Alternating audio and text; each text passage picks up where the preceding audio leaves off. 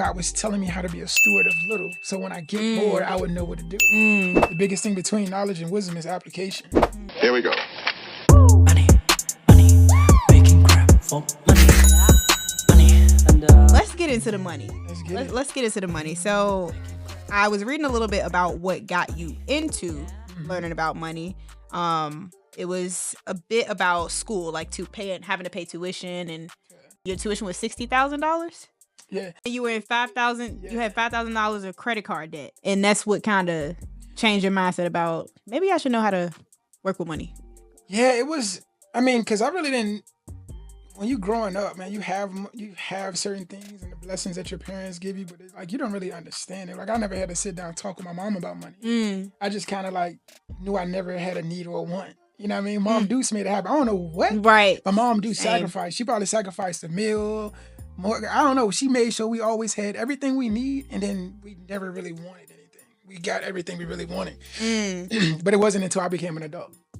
And I came into my own situations with finances. I was like, you know what? I got to figure this out. I got to learn it because I don't know what's going on. You know, I don't have no money coming in. I see all this debt. One, it kind of scared me because I didn't even know what debt was. Wow.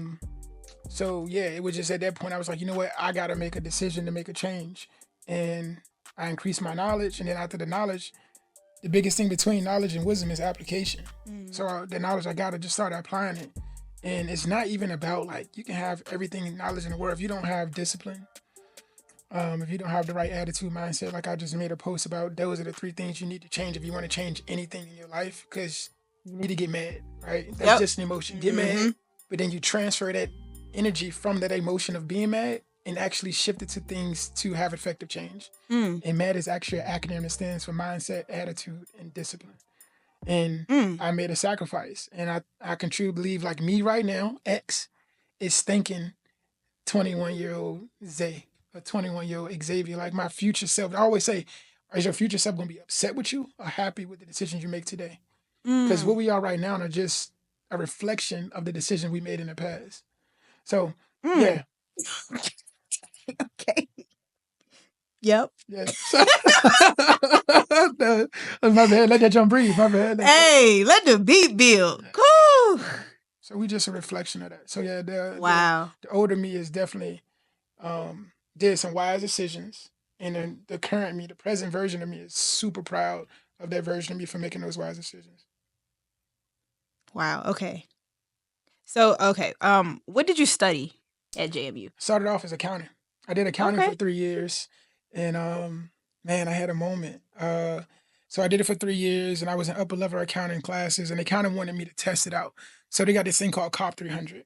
And you do COP 300 as like a overall getting an understanding of every aspect of business before you get into your specific business route. Gotcha. COP 300, you had to have a minimum GPA. I didn't have that minimum GPA in your business classes. I didn't have it. But they seen my drive, my passion. They was like, you know what, we're going to give you some classes, kind of test it out. And if you pass these classes, then we'll put you in COP 300. So I was taking upper level accounting classes before even going through the prereq. Oh, wow. Passed 2 of them with an A, but 1 of them I got a C. In upper level accounting classes, if anybody from JMU or any college, when you get to your actual core classes of what you go to school for, most programs don't allow you to have a B or B minus. Oh. And that was a prereq to get exposure to the other classes. But it also, for me, it was what I needed to even take the prereq COP 300. So I didn't get the grade I needed.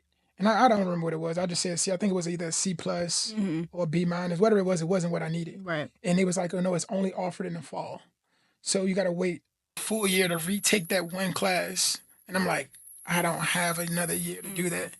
Went and talked to my advisor, and I'm listening to her. She was like, yeah, you might need to change it to a new route. And I'm just crying. But I'm crying because I'm like, I know what I can do. I know my potential. But I had so much on my plate. I'm working 2 jobs. I'm like, oh, I know what I can do. I know my capabilities. It's not that I'm not smart. I'm smart. But I think in that moment, as I look back at it now, like that was just God putting me on a detour, man. Because from there, I learned about sport and rec management. And I was like, even my goal of, so the main part of me going to accounting was that, yes, I love numbers, I love math, I love money. But my goal was to be a CFO or the CPA for NBA or NFL team. My always goal was to make it there. Initially it was to be a player, but I didn't play sports at JMU on the actual team. I played club basketball, which is like the Xavia college. But I tried to play football, but I walk on and everything else. Found out I had sickle cell trait and I missed trials and all this. And again, it's God putting things in my place to detour me, right? So it got to the point where it's like, I went and talked to her about, she said sport and rec management. I was like, I don't even know what that is. Like, what is that program? She was like, it's the sports, but it also has a business minor and you can kind of infiltrate. Yeah. You can use sport and get in there to talk about business, what you want to do. And I said, cool, I'll give it a shot. Went there, loved the program. Did a great job, finished the program, all the requirements in 2 years. When the requirements, it takes 3.5 years. I finished it in 2 years. I took summer classes every year after that point just to catch up. And so then I went there and I finished with sport and rec management, a bachelor's and a minor in business and human resource development. And then I came back to Richmond for a year and worked for one of my cousin's business. He has a residential facility for mental illness and physical disabilities. And it just wasn't what I was called to do. I have passion for them. Yes, I have love for them. The restraining and the patience. I respect anybody in that field. That just wasn't my calling. And I prayed, and I was like, what else I needed? I went back to JMU, worked at this program called Valley Scholars. And it was there. And I was like, you know what? I need to do something that's involving youth, sports, and money because that is my passion. So I decided to go to VCU. So I went to VCU and got my master's of education degree in sports leadership, sports administration for the Center of Sports Leadership. Oh, wow. I actually was the first recipient of the Diversity Enhancement Scholarship, which is a full ride scholarship to VCU. Wow. It covered, my tuition and fees. So I went to that program. Although I got accepted to both JMU and VCU at the time for masters, I decided to go to VCU because I was like, all right, it's time for me to go home. And they gave me the most money. It's like I was already $60K in debt. Yeah. So I can't take no more debt. So I came to VCU and I did this Center for Sport Leadership program. And it was in that program. It was a 1-year expedited program. But it was in that program that I had a GA position where I was the athletic director at Carver Academy. Okay. Through a GA position. Carver Academy never had an athletic director. What is GA again? So it's your graduate assistantship. Oh, okay. So I'm going there as a GA. Imagine I'm going to school, and then right after school, I'm going to a high school to be an athletic director. I did that for 3 years, right? I did that for 3 years. I talk about this journey all the time. So the first year, I chopped it up as being a GA. The second year, I chopped it up as experience. Because my second year, I applied to different schools. And I'm like, I got my master's degree now. Everybody said, you don't have the experience. So I was like, okay, year 2, I'm going to do the experience. So I stayed at Carver for a second year. The third year, I call it sacrifice. So I got a new principal, a new superintendent come in, and the principal was like, we don't have a full-time athletic director of student activities position. He was like, but if you come in as a business teacher, mind you, I didn't go to school to be a business teacher or any teacher, but my background was in business, so I kind of came in on a provisional. And a provisional is basically like you got a temporary license until you fulfill your requirements in 3 years. Okay. So I came in as a business teacher. This is COVID. So I did 1 year in person as a business teacher and half year virtual. That following year, the school was granted a full-time director of student activities position. And I told the principal, he was like, you're the person for the position. Wow. And that's how I became the director of student activities. And then when I say director of student activities, DSA or AD, the position changed. So athletic directors, they just only care about athletics. The position only oversees athletics. Director of student activities involve anything it involves anything or oversees anything that does with the involvement of students. So we talk about prom, graduations, award ceremonies, field trips, clubs and organizations, all that fall under my umbrella as a director of student activities and athletics. All of that fall under my umbrella. So I did that and I just finished up year 7. So wow. The crazy thing about it, those 3 years I told you about, those first 3 years before becoming full-time, I made $3,900 stipend for the entire year.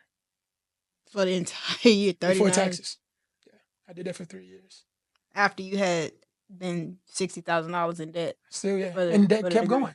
The debt kept increasing because I still had to live. Right. $3,900 was a stipend. So if school started in August, I didn't get my first stipend until the end of the first season, which was fall. So I didn't get it until November. Dang. My next stipend I didn't get until the end of the season and the end of this. I got it in the summer. So it was like I still had to manage money. So God was telling me how to be a steward of little. So when I get more, I would know what to do. Yeah. So in the moment when I got my first full-time job, mind you, before 2019, I'd never made over $20,000 in a full year in my life. Wow. Yeah. Like, put that in Yeah. perspective. Like I went to college in Yep. 2010. Yeah. You did what they said to do. Go to school. Yeah. Get a good job. And I never made over 20,000 Yeah. until 2019 when I became a teacher. So when I made the money, now when I become a full-time DSA, now I have the money. I have the ability to take care. I can clean up the mess I made. So I made the sacrifice. Yeah. And I started cleaning up my mess. Chipping away at it slowly but surely. And that's why I tell people all the time, like, these are the things I cover in Money Talks, right? We talk about budgeting, getting out of debt, managing money, and saving. I talk about the very basic and bare bones. Like, we can talk about investing, all that stuff, but like, this is what you really need. If you can't take care of your personal finances, you don't even need to talk about investment. You don't need to talk about business if you can't take care of your own personal stuff. So, yeah, that's what we do. And I see you became debt-free in September 2023 and increased your credit score to over 800. Absolutely. Those are not easy things to do, especially you telling me how much you made after you finished school. $3,900 stipend, $60K in debt. You put in blood, sweat, and tears to work a job that, wasn't paying that much, but you stayed down till you came up. Sometimes you got to do that. Sometimes, definitely. So Money Talks. Is this a part of XPIRE? Yeah, so XPIRE, and if you don't mind, I'll just give people a net. Yes, please. So XPIRE was something that was birthed in me in 2019. But in 2019, it was birthed in me because I was like, I need a job. I got to figure a way to make money. So it was initially me trying to make money. Like I was like, I need to make money. I'm gonna sell shirts. Like initially, I was like, it was initially to inspire and motivate people through apparel. That's what it was initially for. So you start seeing messages like, God is greater than me, always choose love, pray, grind, repeat. Like those are the shirts I first started with. Then I became a full-time teacher and I was the athletic director, so I didn't have time. I was pressing my own shirts. I was doing I was shipping. I was doing everything, the whole nine. Oh, wow. Okay. And I was like, I just don't have the time and the bandwidth to do this stuff. So I kind of put it on the back burner. And then over time, I was like, no, XPIRE was created for a reason that was bigger than the shirt. So now XPIRE is a business that's designed to inspire and motivate people to reach their highest potential. And underneath XPIRE's umbrella, we have different components. So we have X Speaks, which is the speaking engagement part, when I come and do inspirational, motivational speaking. We have Sundays with XPIRE, which is almost like this. It's just a platform and an opportunity for people to come to grow and evolve in every aspect of life, right? But we to put a focus on the spirituality aspect and building our relationship with God through his only begotten son, Jesus Christ. Then we also have Money Talks, which is the financial literacy component. And this is a component where I provide one-on-one financial accountability service. But right now I'm just doing what I do for free. God sent me here on an assignment, and I'm just helping anybody and everybody who wants help in that area of budgeting, getting out of debt, managing the money, and saving. I'm doing it completely free for the summer. So if that is you, or if you have any need, or anybody who needs help or wants help in that area, reach out to me. I pop up shop at different parks throughout the city of Richmond, and I really just, anybody who wants it and see me, to come and have a conversation, and I help them. I give them the wisdom, the knowledge, the insight, the understanding that was given to me, and I give it to them so they can be better with their finances. This is crazy because I do the same thing on social media every single day. And that's why I said it's every single day. So one thing about God, I don't think nothing is a coincidence. God works in mysterious ways, and I believe everything is divinely ordained, and it was a reason why we connected. I truly believe that. Yeah, because how in the world would I know to come to the park on Sunday? I don't even go out the house.